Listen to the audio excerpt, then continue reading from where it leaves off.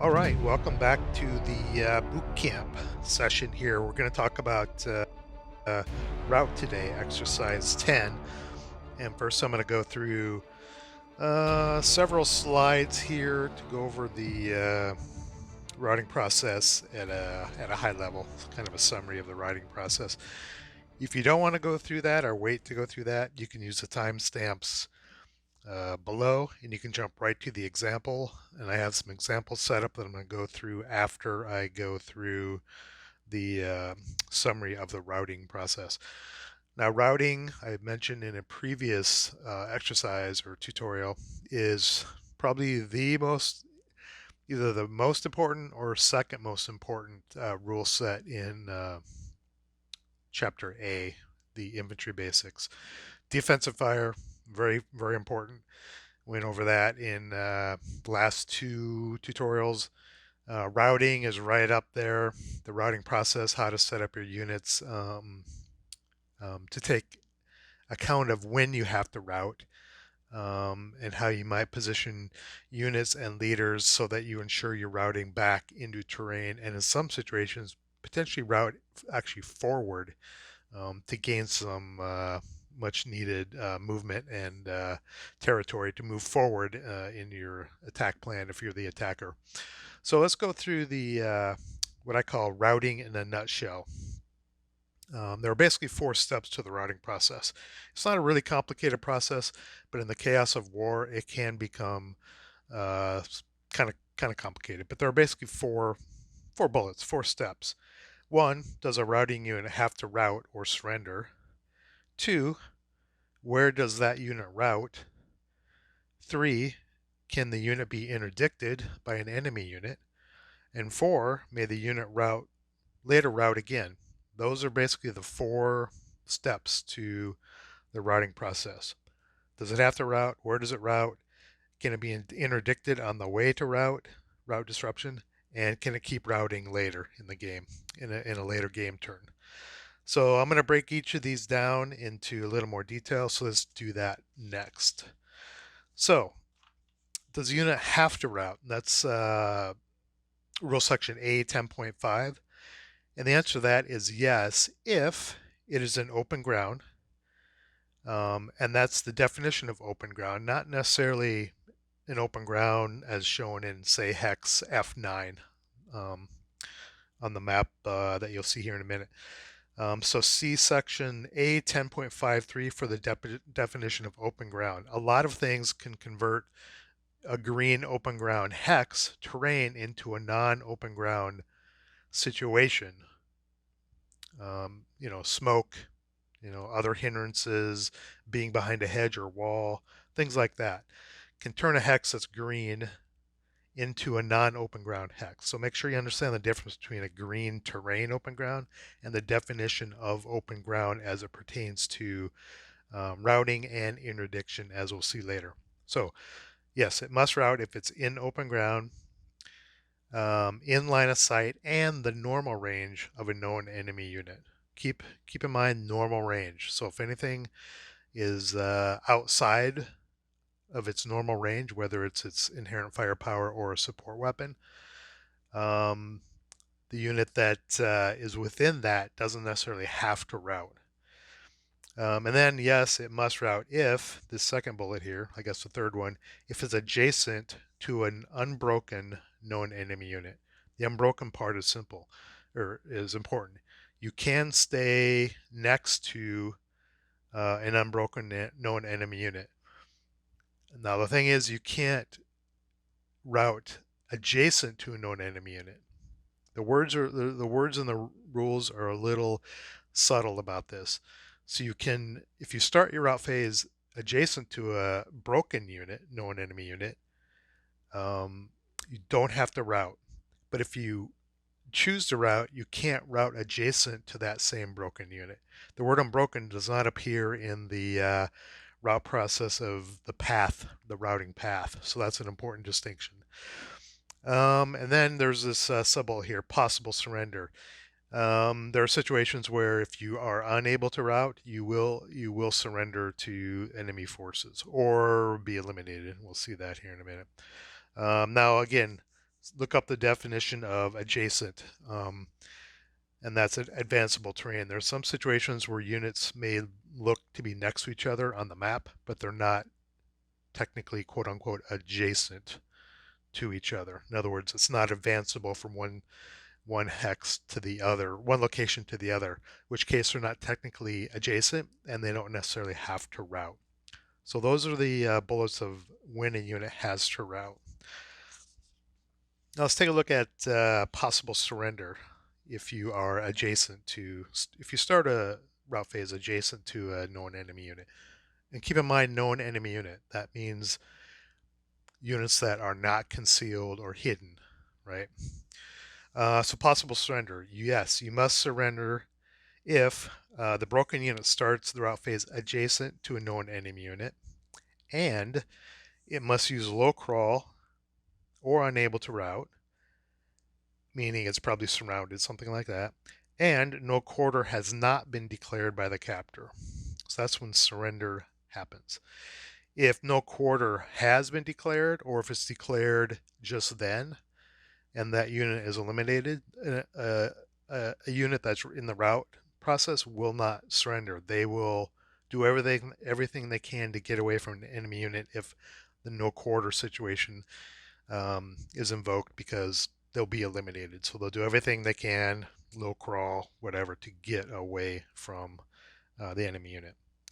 And this results in prisoners, which is A20.5, and that will not be covered in this lesson, in this tutorial. Prisoners, the only time they're really useful, they don't come up very often, is if there is a scenario where you have victory points, because prisoners, especially elimination victory points, prisoners count as double elimination victory points. So during those type of scenarios, it's advantageous to not declare no quarter and capture prisoners and manage prisoners, because they count as double victory points. So let's get back to the main bullet points here. So now that we've determined if a unit has to route, where does the unit route? That's A10.52. And here are the important pertinent bullets for that. So a unit must route to the nearest woods and building hex target in the fewest movement factors. That's its first target.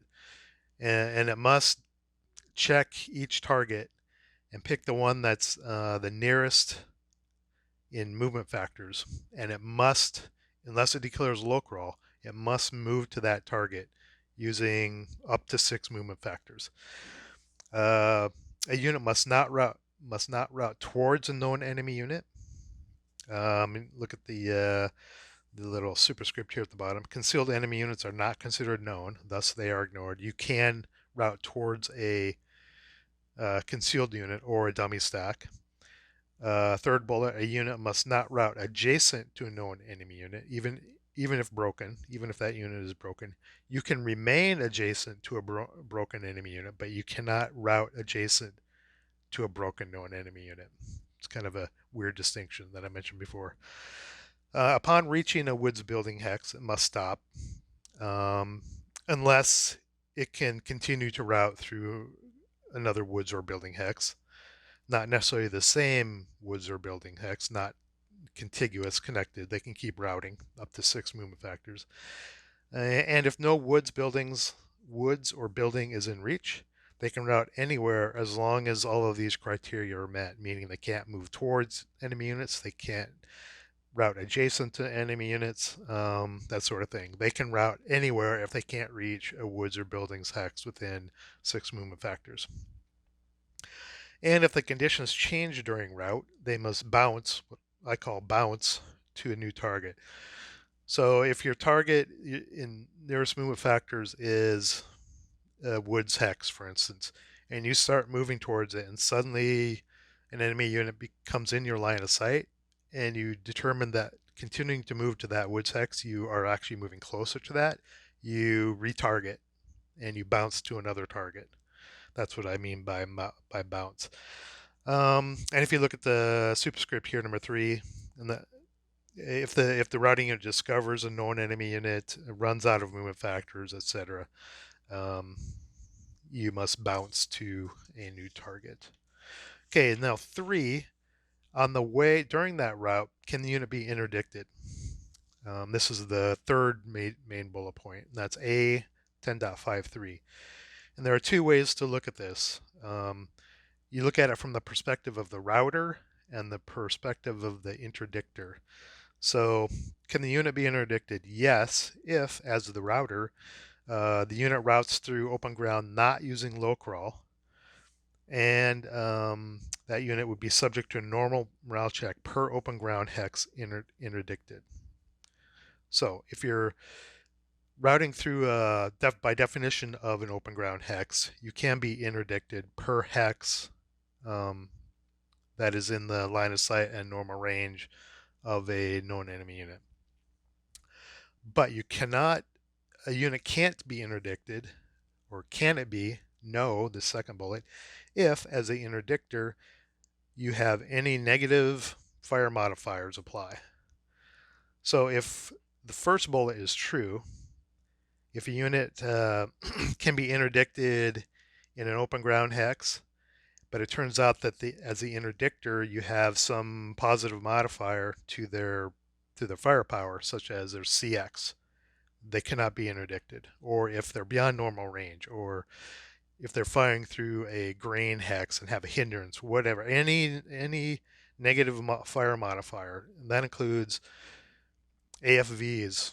If it has to change its covered arc to fire to interdict, it's going to have a positive modifier. It cannot interdict. Um, Anything like that will negate interdiction.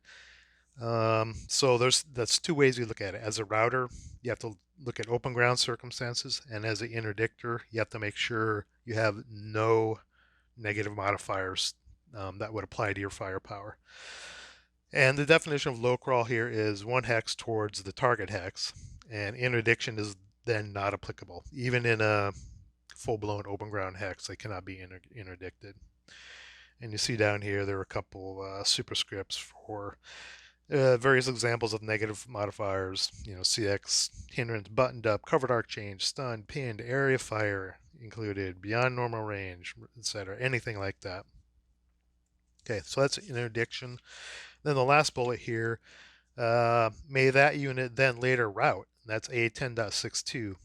And they may, if the unit is still under DM, and notice this asterisk, a unit may choose to remain under DM at the end of a route phase unless they're in a woods, building, pillbox, or trench. So if they're routing and they can't make it to a building or woods hex, and they find themselves out in the open or in a grain field grain field or wherever, they can choose to keep a DM counter on them. What that does is it allows them to route in the next route phase. If they choose to keep it off, they cannot route. Now, if a broken unit is in open ground, real open ground, and in the line of sight and normal range of an enemy unit, DM will stay on anyway by default. Anyway, so second bullet here, third bullet, unit is not in a woods or building hex. So yeah, you can choose to keep DM on unless you're in a woods, building, pillbox, trench hex, and it'll stay on if you're not in a woods or building hex. Okay, there's a little preview here for tutorial 11. We're going to do snipers after that. So let's look at some of the examples I have here set up, and this is we're going to look at the Germans first. I have some German and Russians set up here, and I've got, I think, 7 examples, and we're going to do 2 parts of this. We're going to do the German route phase, and then I'll reset it, and we'll do the Russian route phase from the same sort of setup. So you can see I have 7 here. I have them marked 1, 2, 3, 4, 5, 6, 7.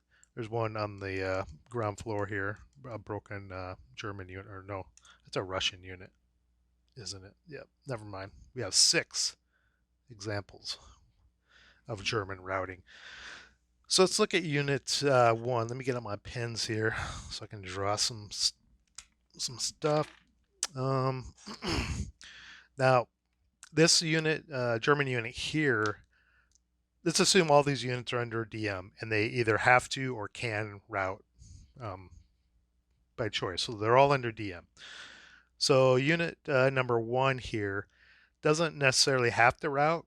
He's not on open ground. He's not adjacent to any enemy unit. And he can choose to just stay there. But since he's under DM, maybe he got fired on during some previous phase and put them under DM.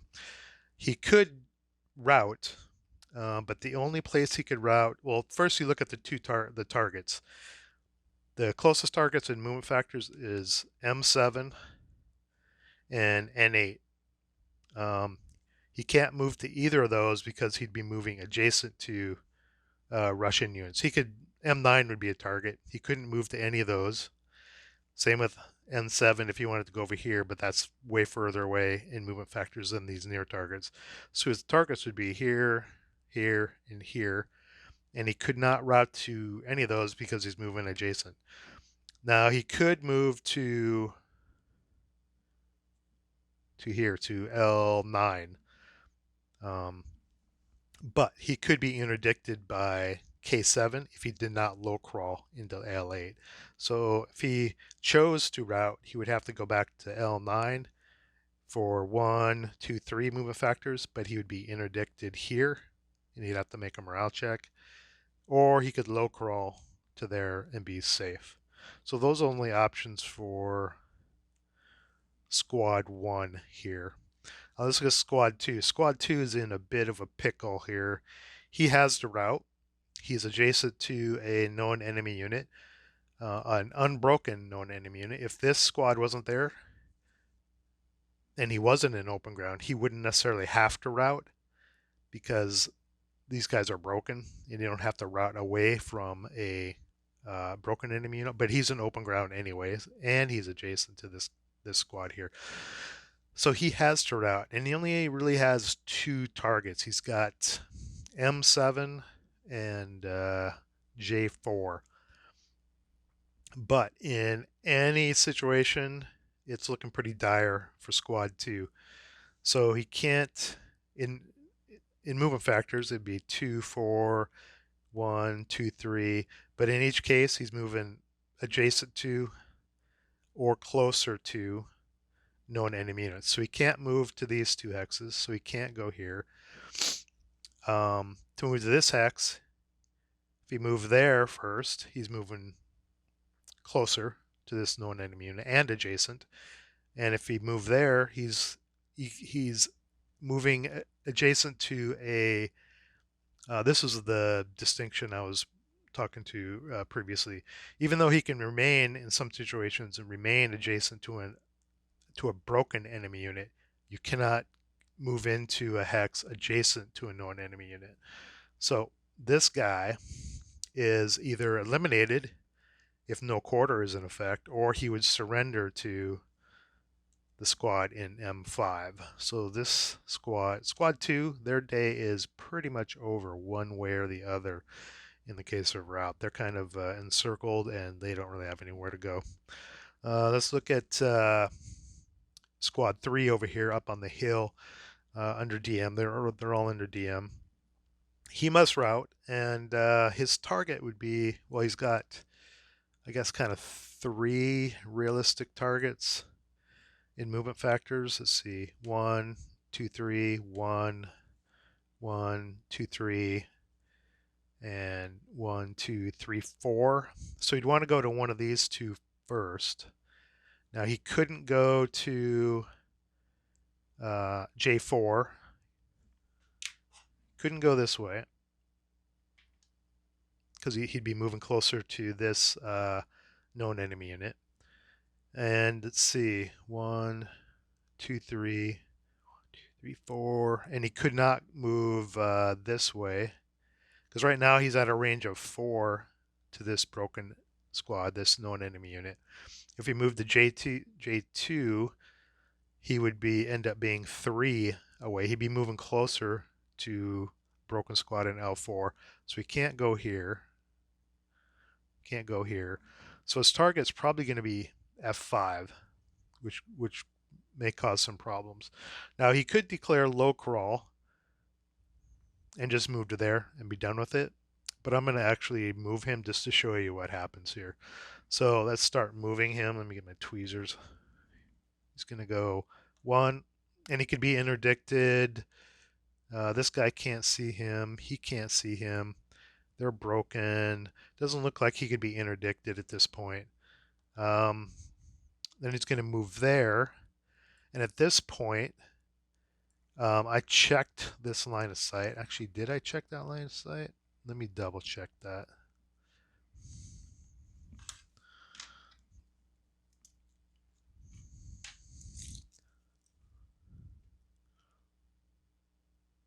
Okay, it's still blocked there. So he went 1, 2. We got to watch out for these guys here. So 1, 2, 3, 4. 1, 2, 3, 4, 5. 1, 2, 3, 4. 1, 2, 3, 4. So he runs into a pickle. Oops. Actually, here. He's at a range of, he started here 1, 2, 3, 4. 1, 2, 3, 4. Okay, he's good. And then he moves here 1, 2, 3, 4. So he's not moving closer to these known enemy units up on the hill. They're all at range 4 as he moves down this hex row. That was 2. Now the problem arises here when he wants to go to F5. Suddenly he'll be 3. He'll be moving closer to these known enemy units. So basically at this point he has to bounce and pick a new target. This guy's still out of his line of sight. He cannot see him. So the new target at this point would be, see, 1, 2, 3, 4. 1, 2, 3, 4. 1, 2, 3. It'd be, his new target would be one of these hexes. I'm just going to pick this hex here. So he's going to go 1, 2, 3. At this point, these guys have line of sight to them and they could interdict. So that he would be interdicted there. And he has to keep moving. The rules say once the target is selected, you must expend all your movement factors to get there unless you low crawl. So you can't stop in the middle of a route. I can't go, 1, 2, and then determine, oh, I need to change because I'd be moving closer, and then stop there because you don't want to be interdicted. You either decide to low crawl or the guys go for it and they spend all their movement factors, all 6 in the case of route, to get to the target hex. So the new target is here. So oops, they're going to go 1, 2, 3. They'd be interdicted. 4. They'd be interdicted again by these guys, and then 5, 6. And they might make it there, they might not. So these guys being stuck on the hill, it's kind of a dire situation. And then having to bounce from here because they ended up, would have been moving closer to these known enemy units on the hill. Now, Squad 4, sort of the same situation. 1, 2, 3, 4. They can't. Their targets are going to be F5 or somewhere along here, probably. 1, 2, 3, 4. 1, 2. They could go back here. They don't have a line of sight. They don't necessarily know those guys are there. But I'm going to pick this same hex here. So the same situation. That's the target. They're going to be interdicted. They could choose to low crawl and just go to there, or they actually go for it and they would go 1 interdiction from here, 2 interdiction from here, 3, 4. Obviously, a broken squad cannot interdict because they have no firepower. Now, just hypothetically, let's say these guys were CX. This Russian squad here was CX. This squad would not have been interdicted at all because they have a positive modifier impose on them because of their CX status. Same with this squad. He would go 1, 2, no interdiction. Um, and a point of emphasis here. As soon as he hits this hex, these guys become known to him. So he obviously couldn't go here. But he goes here and he maintains a range of 2 to both of these. So he kind of splits right down the middle. But he would not, neither of them would have been interdicted in hexes E5 or D5 if this unit had CX on him. Okay. And then unit 5 here, we've kind of got them stuck in the road adjacent to E7. They must route, obviously. So the target would be, let's see, 1, 2, 3, 4. These guys on the hill are causing a problem. This is 3 hexes. They'd be decreasing their range to these guys if they move to F5, so they can't move there. These guys are out of line of sight. I did check that line of sight earlier. So they don't know this is an unknown enemy unit or not a known enemy unit. So the target's going to be C6. So they would go to D5. They could low crawl or move, and then they would go there as well. Again, if this guy was CX, there would be no interdiction in D5. Let's see, and then lastly, I have Unit 6 here in F7. Obviously, he must route. He's adjacent to the Russian squad here. His nearest target would be either F5 or E9. See, that would be 1, 2, 3. That would be, you could go 2 through the shell holes, 3, 4. But you couldn't, you're moving adjacent to the squad, so this isn't an option. So this would be the target. So he would go F8 here. He could low crawl, but he doesn't have to. But I'll ask you why, see if you know the answer. We'll do a little pause here. Would he be interdicted here? The answer is no, because he has height advantage over this squad, which is a +1 modifier. So that negates any chance of interdiction. So he could run just above this crest line and bounce into E9 and be safe. Now, technically, he could continue to route. He's in woods hex, so if you can continue to route through a woods or building hex, you can keep going. And he could go to here because he's not moving any closer to this squad. So they go 1, 2, 3, 4, 5. So he could stop either here or here by his choice. So that's the German side of this route setup. Next up, I'll reset these units and I'll go through the Russian route phase to give you some examples of what that looks like. So we'll be right back.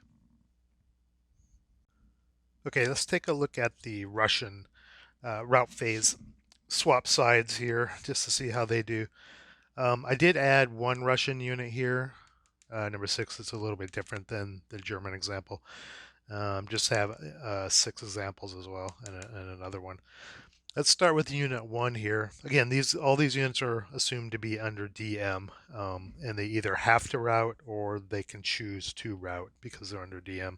So let's look at Squad 1 here. They're stuck out in the street, kind of hung out to dry in the line of sight of this German squad up on level 2 in this building here. So they have to route. They have basically 3 targets, reasonable targets. M7, which is the fewest movement factors for 2, but they cannot move closer to a known enemy unit here in M8. So that's out. Another target would be 05. That'd be 1, 2, 3. Cannot move to 05 because they'd be moving closer to this German unit up in the second level here. And the other target would be P6, which is 1, 2, 3, equidistance with 05. It's a legal route path because they're at range 4 to the German unit, and here they would be 1, 2, 3, 4, 5, so they would be further away. So they could go 1. Now, could they be interdicted there? The only unit that could interdict them would be this German squad. They're in normal range, 1, 2, 3, 4, 5. But at that range, they do get the advantage of the wall, and that negates any interdiction. So they could go one, say they go 1, 2, 3 into P6. Let's take a look at Russian Unit 2. These guys, under DM, of course, they're actually looking pretty good. Don't they start next to a broken enemy unit, thus they don't have to route away from them, and they are in a building hex. So legally they can stay there, and that's what I would do because they probably really don't have anywhere else to go. Um, I don't think they could go. I checked this line of sight before. I think that was clear. So they couldn't go to J4. They'd be moving closer there. Plus, they would have to go. They couldn't go this path. It's more movement factors. They would have to go this path, and they could be interdicted all over the place in that hex. So they're just going to stay there for now, even though they're adjacent to a broken enemy unit. That is illegal to do. Now, Unit 3 underneath here, he's broken on the ground floor. This is where I get into the topic of adjacency. What is adjacent?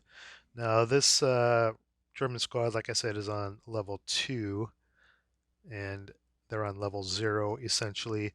They are under DM. They don't have to route, technically. They're not adjacent to an enemy unit because you can't advance from ground level to second level in the advanced phase. So the broken Russian squad on the bottom and the German squad are not adjacent to each other, nor are they adjacent to this squad on the first level of the hex next door, because that is not a legal adjacent hex, adjacent in capital letters by definition. So they could stay there. Oops, wow. Just shot my counters across the plexiglass. Um, but since they're under DM, they can choose to route. That is Unit 3. They can choose to route, and if they did, they could route back through the building. So they could go, they could either stay there or they could route back to here, which of course is not adjacent to anything, and they could stay there or they could keep routing. Um, they could even go back to here because that is not adjacent. Or they could go back to here, or they could go back to here, and if they went there, they could even continue to go to there if they wanted to for 6. Okay, so this unit has a lot of options: either stay or basically move back into the building or back along here. That's what they would do. So that's Unit 3. Unit 4 is in a world of hurt. They're on top of a hill. They caused a lot of line of sight problems for these German units that had to do stuff. Thus, they're going to have problems too when you flip the sides like this. Um, their targets are going to be, F5, J4, maybe I10, or these wood hexes. They can't move to J4. They're moving closer to both of these units here, known enemy units.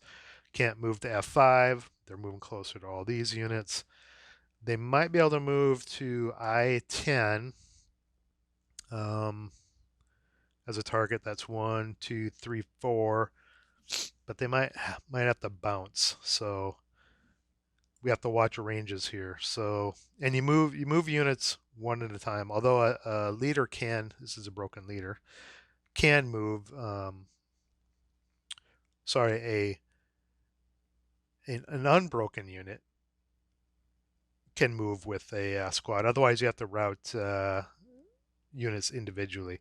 So let's just route the squad back here. Let's go 1. Okay, they're out of line of sight of these units and these units. They can't see them. So they go 1. Suddenly they see them. They can't see these guys. I don't think they can. No, they can't see these guys to start either. So they don't have line of sight to either of these squads here.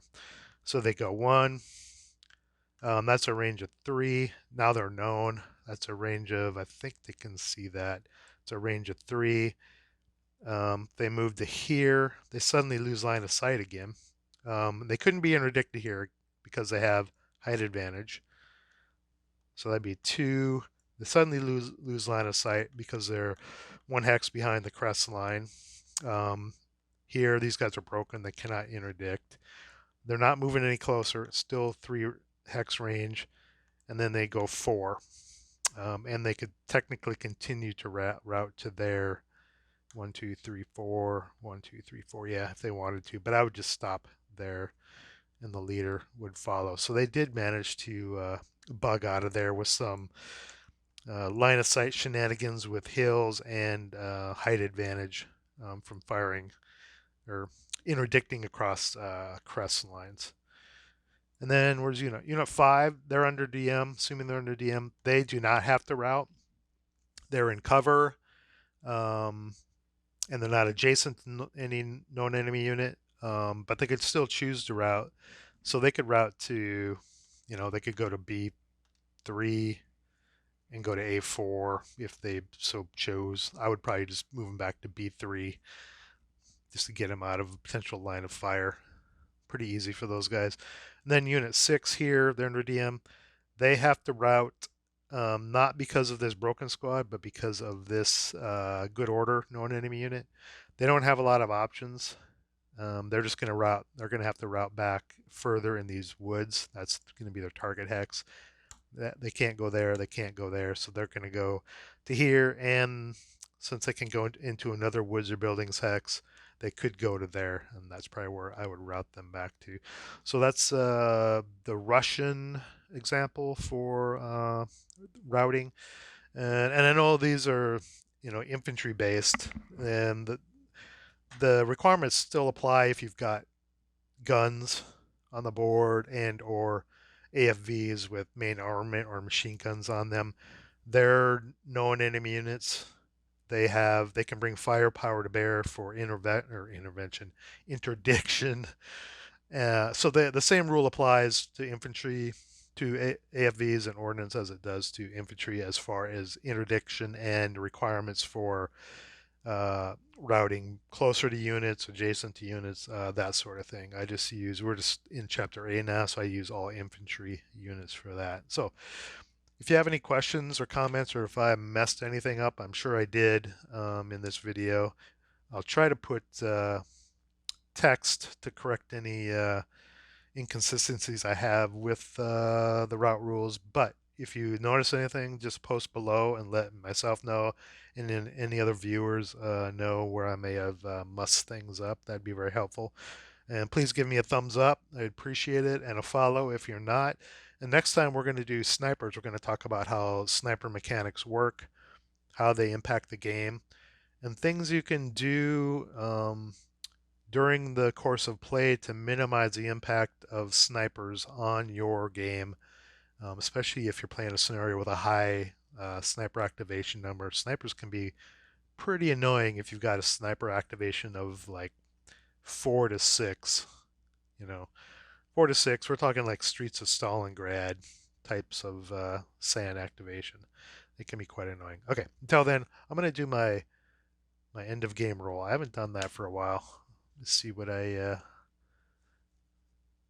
get. Where's my dice? Here we go. I'm sensing snake eyes. 10. I cowered. All right. Thanks for watching. I'll see you next time, and we'll talk about snipers.